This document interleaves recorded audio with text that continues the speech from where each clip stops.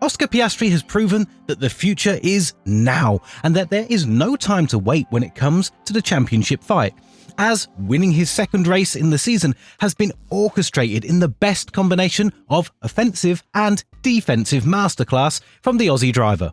But with him being more and more consistent, actually the most consistent driver in the last 10 races, and with Norris's volatility struggling to close the gap to Verstappen to the greater extent, could McLaren resort towards Piastri as their next leader? Or, more importantly, can Piastri cast a shadow over the Brit superstar in terms of being the all-round package?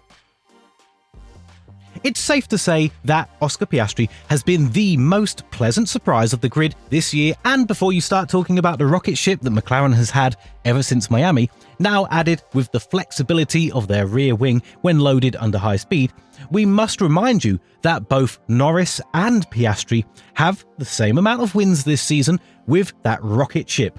I wouldn't bring up the fact that both of them have the same amount of career wins in the sport because McLaren was nowhere to be found when Norris joined them back in 2019, all the way to this year, occasionally scoring a podium and being either the third or the midfield team at best. This made it extremely harder for Norris to win races when you had drivers like Hamilton and Verstappen dominating the grid. But nevertheless, in a season where everything was supposed to go in Norris's way, Piastri had something else to say regarding the entire situation. For starters, we must mention that the young gun is being managed by Mark Webber, and for those of you who know Mark Webber, you know that there is one thing he would absolutely hate: being a number 2 driver. This has been his story throughout the infamous Red Bull days with Vettel, so managing Piastri, he would definitely try to negotiate a deal in which the words number 2 wouldn't be involved in any way whatsoever. Although, to be fair, the win in Hungary was a bit confusing, and many fans feel it was a gifted one, because he was at no fault for leading the race after McLaren botched the strategy.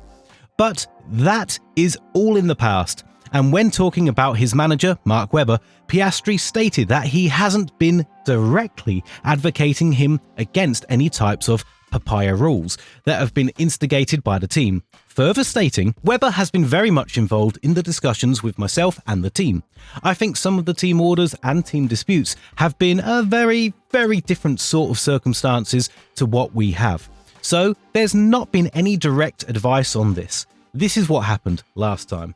It's always been about trying to work collaboratively with the team on what we are willing to do in support, what I am not willing to do so much, and more that kind of guidance rather than yes, no, kind of watch out for this. Nevertheless, McLaren are adamant that they will look more deeply into the entire situation with McLaren and its drivers, and what is extremely important is that they focus on the Drivers' Championship now, apart from the Constructors, which seems to be a done deal, if nothing goes horribly wrong in the last 7 races of the season. But Piastri, while accepting that sometimes he would have to step aside in order to allow Norris to score more points, now that time is running away and there is only so many races left where the Brit can catch up to the 3-time world champion, said that this situation is not a guarantee and that it will be literally something that would be decided in a race-by-race manner. What this means is that the team will evaluate the situation throughout the race and will see whether it will make sense for Piastri to give up his race just so that he could help his teammate. Because there are levels to this situation when you talk about help. For example, Norris helped Piastri a lot in Baku before the Aussie entered into the mandatory pit stop as the Brit held up Perez in the second sector, leaving just enough room for Oscar to exit ahead of him. Still, Piastri is adamant that these so-called Papaya rules are still unclear, and when addressing it, Oscar said, "The Papaya rules are something that we need to speak about a little bit more. For the whole team, it is very much within our values that we want to avoid that if we can. It is not set in stone that I will give up the race no matter what the circumstances are. There is still some degree of movement and flexibility because, ultimately, we all agree that, as a team, if someone has done a clearly better job on the weekend, then that still deserves to be rewarded." And numbers say it all. We don't have to place some sort of negatives around it. Piastri has been the most consistent driver throughout the last 10 races, scoring 169 points in this span.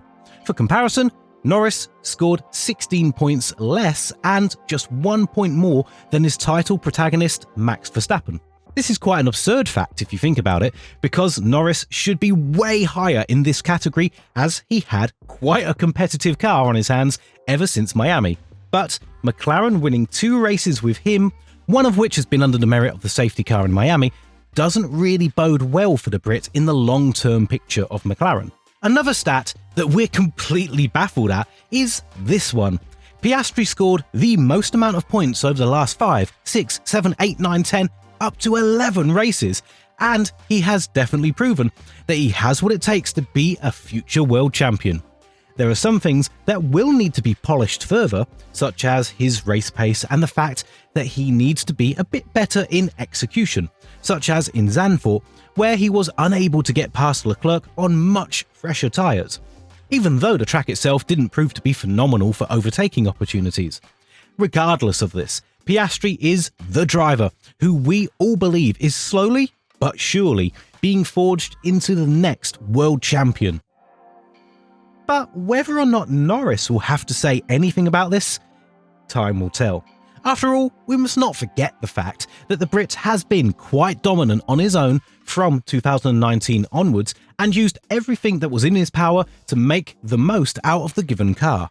A crazy fact is that he has been the only driver outside of the top 3 teams to stand on the podium in 2022 in Australia, which is why he was portrayed as a future world champion when given the right car in his hands. McLaren have delivered on their promise. They've brought a championship winning car even earlier than anticipated, which was 2025. But it seems like Norris's mental strength is nowhere near comparable to Piastri, who is always driving with an ice-cold brain and is reminding the F1 community more and more of Kimi Raikkonen, who had the same decision-making himself.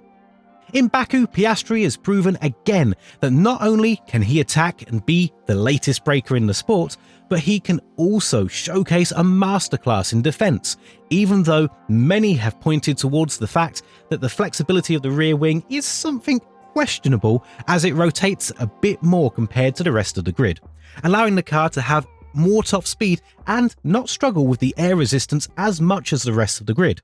When talking about Piastri's drive, Mark Webber was full of praise and really looked like a proud father out there, as the former F1 driver said, "That was, I think, one of the best drives I've ever seen him pull off.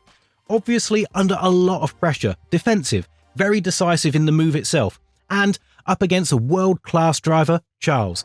Around here is absolutely magical. So to beat him is a pretty big deal." Now, everything we've talked so far is kind of more focused on 2025, when everything starts from ground zero, as even Christian Horner said that he expects this level of competitiveness to continue throughout the remainder of 2024 as well as the entirety of 2025. However, we must not forget that there are some great moves next year, such as the one of Hamilton to Ferrari and Antonelli to Mercedes. Every team on the grid looks eager to win a championship away from Red Bull, and while that is very likely to happen now in the Constructors' Championship, the Drivers' category is going to be tight until the very end if Red Bull's upgrades seem to not work from Austin onwards. If Piastri wants to reduce the lead to not just Verstappen, but also his teammate Norris, who is 32 points ahead of him, Singapore will be the next race in which he will have to prove himself. But if we had to ask Zak Brown, he would have a different opinion on this matter. If both of the drivers are found close to each other, Oscar's job would be to help Norris as much as he can. When talking about this, Brown said, "Oscar is going to do everything he can to help. You know, I'm fortunate. I've got 2 number 1 drivers. They're both awesome, but Lando is now in a position where, he can mathematically see it and smell it. So we're going to work as a team to see what we can do to help Lando. If 2 races we have closed the gap, we will keep working as a team. If in a couple of races Max has won and Lando got a DNF, then you know we will go back to letting him go. With all this in mind, do you think Piastri has what it takes to become a world champion with McLaren? And more importantly, do you think he is the next #1 driver of the team? Let us know in the comments below.